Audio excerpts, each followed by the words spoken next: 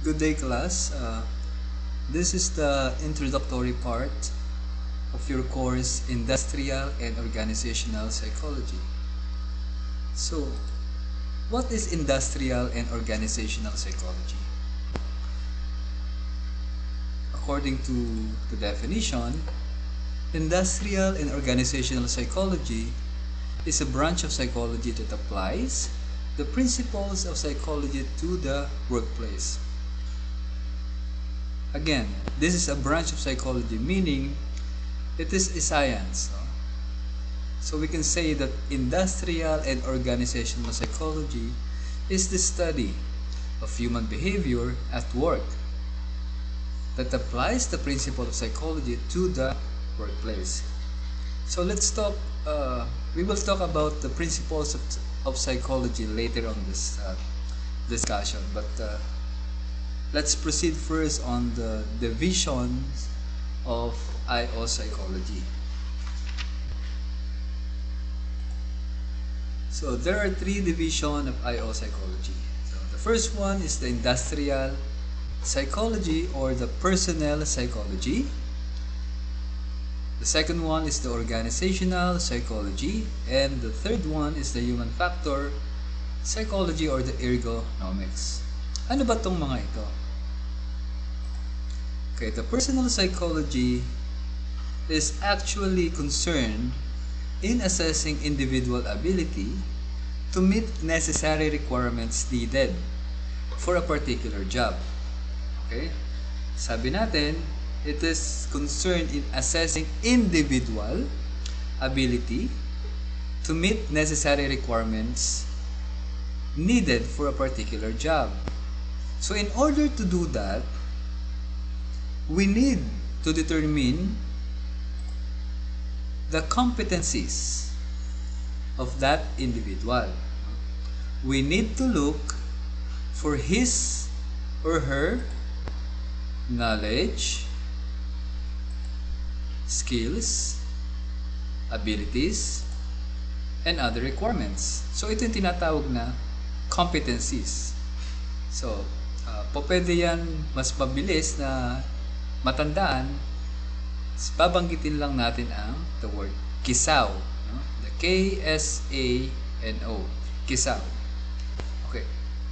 The personal psychology is associated in the works of job analysis, training, selection or recruitment process, and performance assessment and management.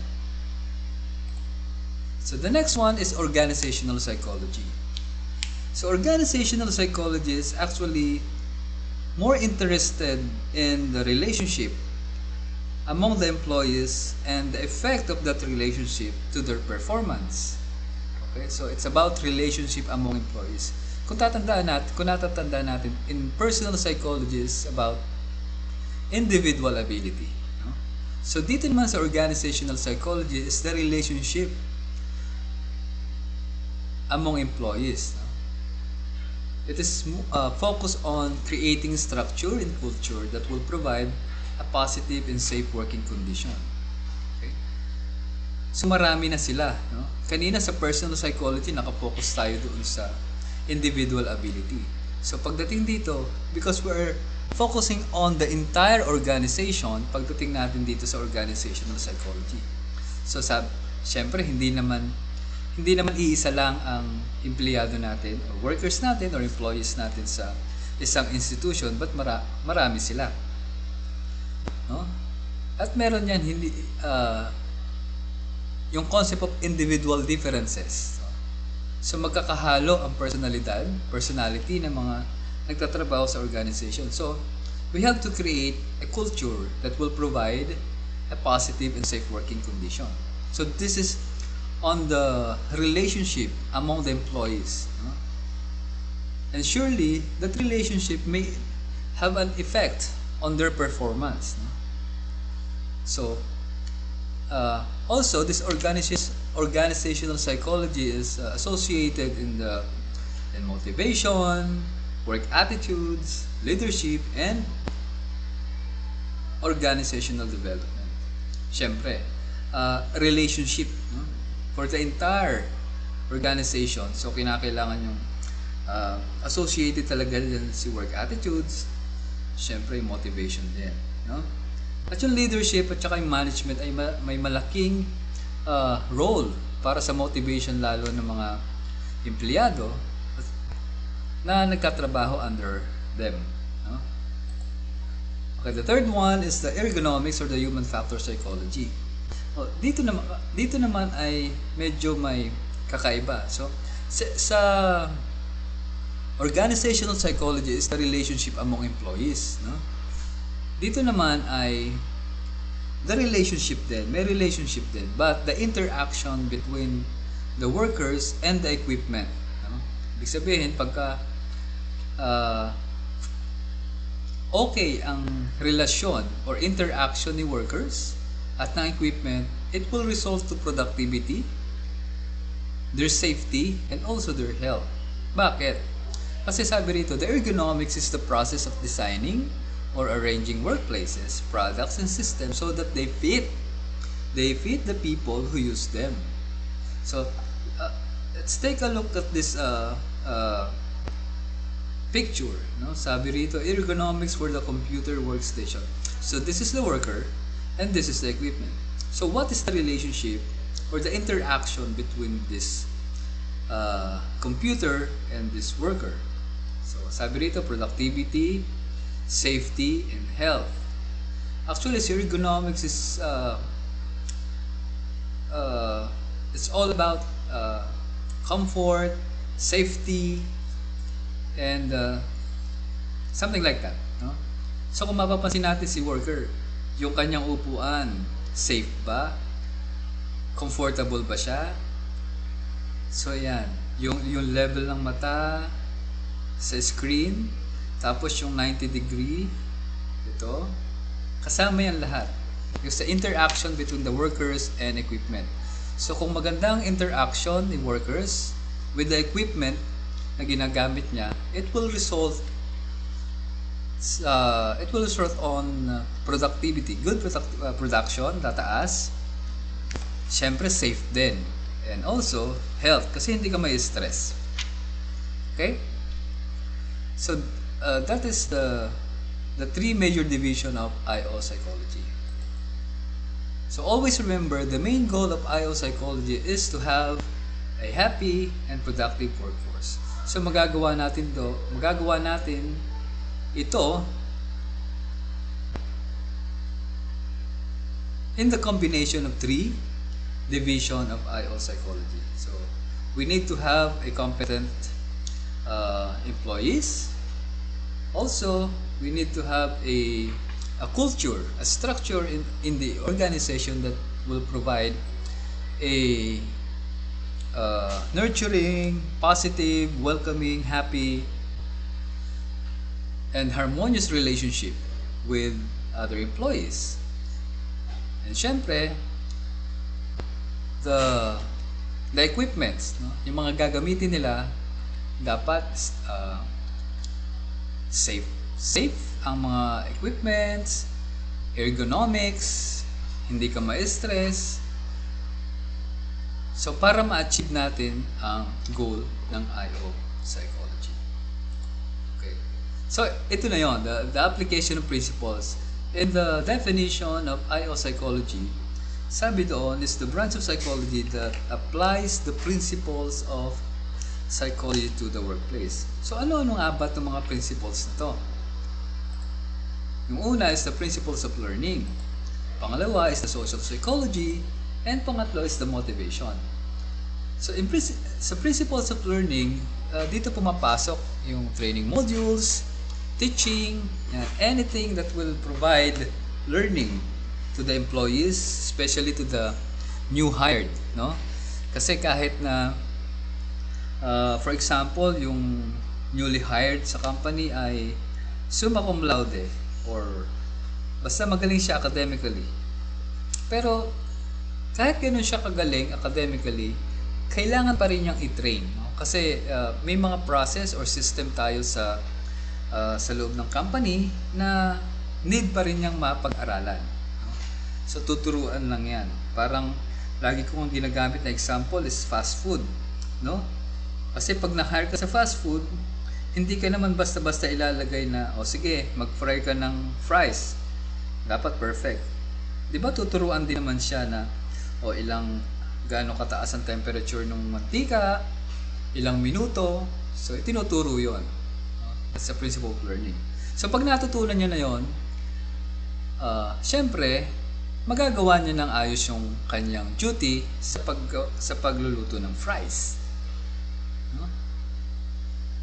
And also, it requires a good teacher, a good supervisor, a good mentor para matutunan niya, para maituro o ma-transfer yung learning sa kanya. No? Pangalawa is the social psychology. No? Kanina sinasabi natin sa organizational psychologists, we need to create a structure and culture that provides a positive and happy environment. Tapos sabi rin natin that it is the organizational psychology is about the relationship of employees. And that relationship may affect their performance. No? So, dito naman nakapaloob yung using the concept of social psychology, we need to understand and also deal with the employees' conflict. No? Kasi sabi nga natin nung una, may mga individual differences dyan. So, minsan hindi kayo magkakasundo, hindi magkakaroon ng samaan ng loob, but we have to deal with that. No? Using social psychology concept. No? It's about inter and intrapersonal relationships. So, kailangan natin yan. At syempre, pangatlo, the motivation. Sa motivation, sinasabi rito, it's enhancing the employee satisfaction. Pagka motivated, satisfied ang iyong mga empleyado. Paano ba natin mapapalakas ang motivation ng inyong mga empleyado? Siyempre, sa pagbibigay ng nararapat sa kanila, no? Nararapat sa kanilang trabaho, nararapat sa kanilang skills. No? Ano yung dapat nila matanggap? Like for example, the salary, the benefits, something like that. No? It's part of the motivation. Pero hindi lang naman yun ang motivation na tinutukoy dito. Later on this course, meron tayong topic about motivation na pag-aaralan natin. Ano na ba ang iba't ibang klase ng motivation pagdating sa workplace? Okay? So, being an IO practitioner, dapat graduate ka muna ng master's degree. At least, no? Ito yung requirements. No? Pero pag okay ka naman at naging practitioner ka na, ito yung mga kung saan ka pwedeng gawin yung career mo bilang IO practitioner. Pwede ka magtrabaho sa government, sa industry syempre. Pwede ka rin maging consultant sa consulting firm. No? Dito yung meron ka sariling opisina, then organization, company, or industry will hire you to give your expertise. Depende sa pangangailangan nila. Sa research organization, syempre, and also sa academe. No? Sa academe. So, marami rin, no?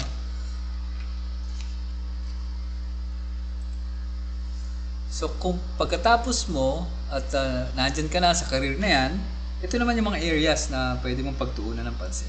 No?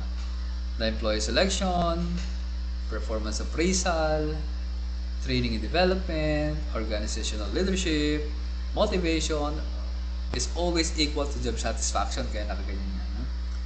Siyempre, the working condition, titignan din natin na bakit ba nagpe-perform na maganda itong mga tao na to? Because baka maganda yung working condition, or bakit hindi sila nagpe-perform? Tignan natin, no?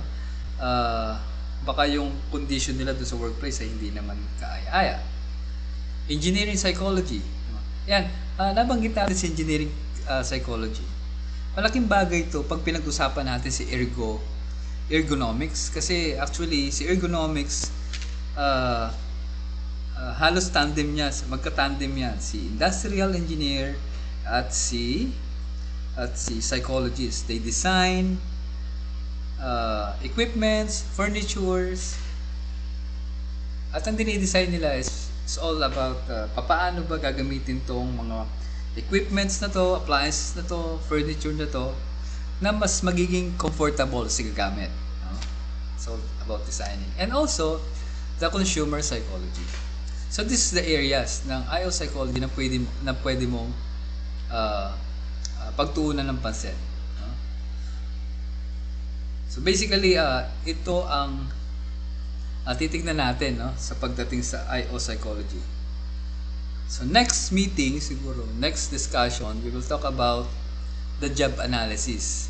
The job analysis. So eto na, dito na tayo mag-uumpisa ng talagang discussion, deeper discussion about IO psychology. But for the meantime, you have to do your assignment. No? I want you to look and search for the history of IO psychology. Bakit siya na-establish? Who are the persons or people or event na malaking ambag, no? Kung bakit meron tayong IO psychology ngayon. Okay, see you in next class. Bye.